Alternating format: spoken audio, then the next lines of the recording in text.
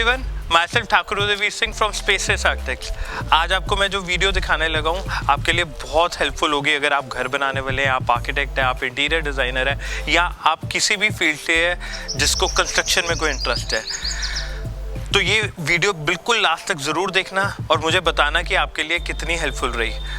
जो टॉपिक मैं आपके साथ डिस्कस करने लगा हूँ वो है फाउंडेशंस। आप अगर अपना घर, अपनी कोई भी कंस्ट्रक्शन या कोई भी अपना कमर्शियल प्रोजेक्ट शुरू करने वाले हैं, तो आपकी फाउंडेशंस में क्या टेक्निकलिटीज़ देखनी चाहिए और कैसे उसकी ड्राइंग पढ़नी चाहिए, उसमें क्या क्या चैलेंजेस होते हैं, साथ वाली बिल्डिंग्स का कैसे ध्यान रखना चाहिए कि उनका कोई नुकसान ना होए। तो ये सारी नॉलेज पूरी वीडियो में मैं आपके साथ शेयर करूँगा। तो आइए ले चलता हूँ एक छोटी सी जर्नी पे।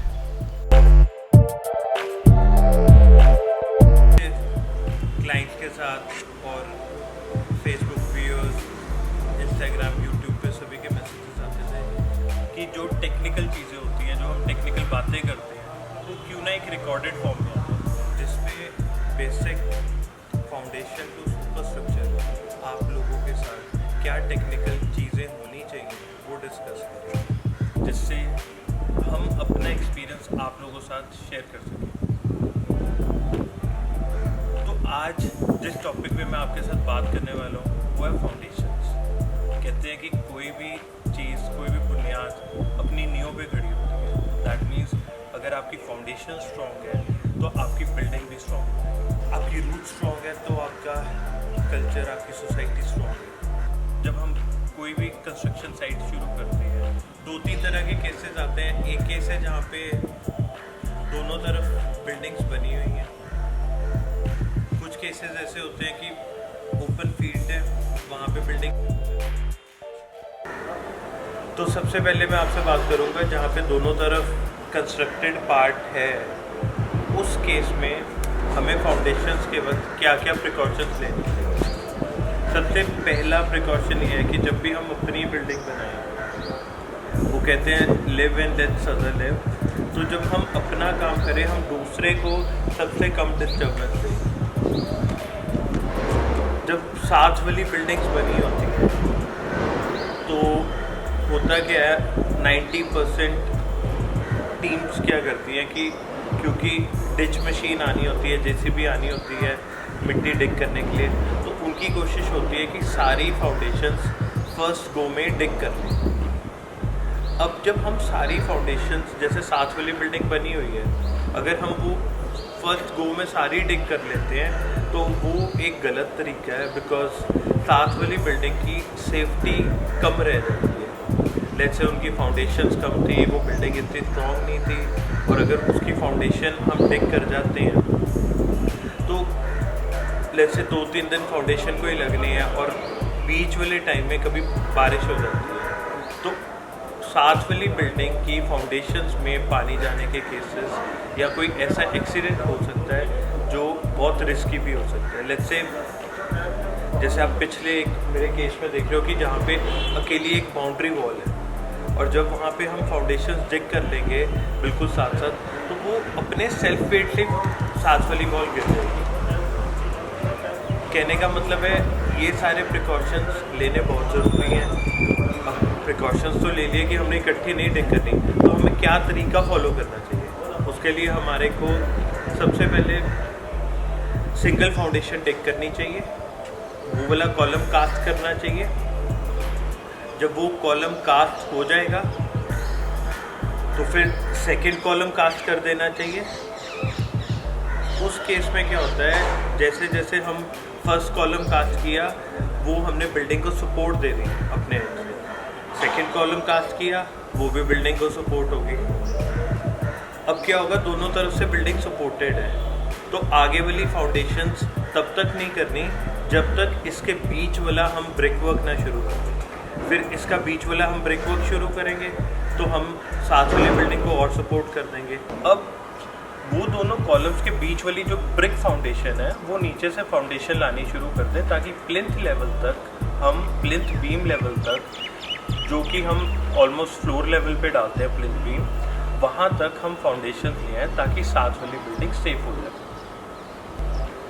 अब जब हमने दोनों कॉलम्स कास्ट कर दिए और उसकी फाउंडेशंस खड़ी कर दी, तो साथ वाली बिल्डिंग का कोई रिस्क नहीं है कि उस पर कोई नुकसान हो सके। इसी तरीके थर्ड कॉलम कास्ट करें, उसके बीच वाली फाउंडेशन कर दें और फर्दर हम साइड आगे चलानी शुरू कर दें। कभी भी ऐसी गलती नहीं करनी चाहिए कि हम इकट्ठे डिगिंग कर दें और कोई हमें एक्सीडेंट फेस करना पड़े। कई बार क्या होता है, साथ वाली बिल्डिंग अगर है फिर तो बिल्डिंग का सेल्फ वेट काफ़ी होता है, बट कई बार क्या होता है कि सिर्फ बाउंड्री वॉल ही खड़ी है। तो जब बाउंड्री वॉल अकेली इंडिविजुअल खड़ी है तो उसकी तो पीछे कोई सपोर्ट भी नहीं होती। उस केस में अगर हम डिगिंग कर देते हैं तो काफ़ी चांसेस होते हैं कि बाउंड्री वॉल अपने ही वेट से गिर सकती है। तो ऐसे केसेस में भी सबसे पहले हमें एक फाउंडेशन डिग करनी चाहिए, फिर सेकंड फाउंडेशन डिग करनी चाहिए और बीच में हमें जो ब्रिक फाउंडेशन है उससे सपोर्ट कर देनी चाहिए। साथ वाली बिल्डिंग, साथ वाली बाउंड्री वॉल को सपोर्ट करने से हम सेफ चल सकते हैं। अब नेक्स्ट क्या होता है, जब भी हम फाउंडेशन शुरू करते हैं कई बार वो प्लॉट खाली पड़ा होता है और वी आर नॉट श्योर कि वो कितने दिनों पहले से वो खाली पड़ा। और अमूमन क्या होता है कि लोग साथ वाली बिल्डिंग्स में कोई कंस्ट्रक्शन चल रही थी तो उसका मलबा उस बिल्डिंग में पड़ा हुआ है, कोई कूड़ा वूड़ा फेंका हुआ डीकम्पोज हो गया तो वो पड़ा हुआ है। तो वो दिखने में तो ऐसे लगता है कि वो मिट्टी ही है, बट जब उसकी डिगिंग शुरू करोगे तो आपको प्रैक्टिकली दिखेगा। कई बार मैं आपको दिखाऊंगा कि वो आपको 3-4 फीट तक ऑलमोस्ट मलबा ही होता है। अब कई केसेस में ऐसा देखने को मिला है कि हमारी ड्राइंग में फाउंडेशन साइज़ आया हुआ है 4 फीट और 4 फीट तक तो वहाँ मलबा ही है। तो कॉन्ट्रैक्टर्स की हमेशा कोशिश होती है कि 4 फीट ड्राइंग में आया तो वो जो ऊपर वाला पॉइंट है वहाँ पे एग्जिस्टिंग वहाँ वाला पॉइंट है वहाँ से रीड कर लेते हैं 4 फीट। दैट मीन्स हमारी फाउंडेशन तो फिर भी मलबे के ऊपर ही खड़ी है। और जब इतने वेट वाली बिल्डिंग्स हम वहाँ पे खड़ी करते हैं तो वो जब मलबे के ऊपर खड़ी होती है बिल्डिंग का अपना ही इतना वेट हो जाता है कि बिल्डिंग 1/2 इंची और 1 इंची तक सेटल कर देती है। उसका फर्दर क्या प्रॉब्लम आती है, फिर बिल्डिंग में क्रैक्स आती हैं। अगर पत्थर एक्सपेंसिव लगा हुआ है तो पत्थर कई बार क्रैक कर जाता है और ये छोटी सी गलती की वजह से हमें कई बार बहुत बड़े नुकसान झेलने पड़ते हैं। तो कभी भी जब भी आप अपनी बिल्डिंग शुरू करने वाले हो तो ये ध्यान दो कि अगर ऑलरेडी एग्जिस्टिंग मलबा है तो वो या तो पहले क्लियर करा लें या हम अपनी फाउंडेशंस जो हमें स्ट्रक्चरल ड्राइंग्स के हिसाब से लेट से 4 फीट आया तो साफ़ मिट्टी से नापे 4 फीट कितना है। तो कई बारी मतलब अगर एग्जिस्टिंग रोड लेवल देखें वहाँ से 8 फीट लेवल नीचे भी चला जाता है, बट हम उसका ये मतलब नहीं है कि हमारी फाउंडेशंस की डेप्थ 8 फीट होगी। हमें हमेशा जो लेवल मार्किंग जो हमारे स्ट्रक्चर ड्राइंग्स के हिसाब से आई है, मे बी वो 3.5 फीट आई है या 4 फीट आई है, वो हमें साफ़ मिट्टी से नापनी चाहिए ताकि जो हमारी फाउंडेशंस हैं वो एक स्ट्रॉन्ग बेस पे खड़ी हो। जब वो स्ट्रॉन्ग बेस पे खड़ी होगी बिल्डिंग का जितना मर्जी अपना वेट उसके ऊपर आ जाए वो बिल्डिंग सेटल नहीं करती है। तो मैं आपको वो केस दिखाता हूँ कि वो कैसे आपका मलबा कहाँ तक आता है, फिर वो कहाँ से साफ़ मिट्टी आती है। तो आओ आपको मैं साइट पे जाके प्रैक्टिकली दिखाता हूँ कि वो कैसे वो मलबा दिखता है और कैसे वो फाउंडेशंस नीचे से खाली दिखता है।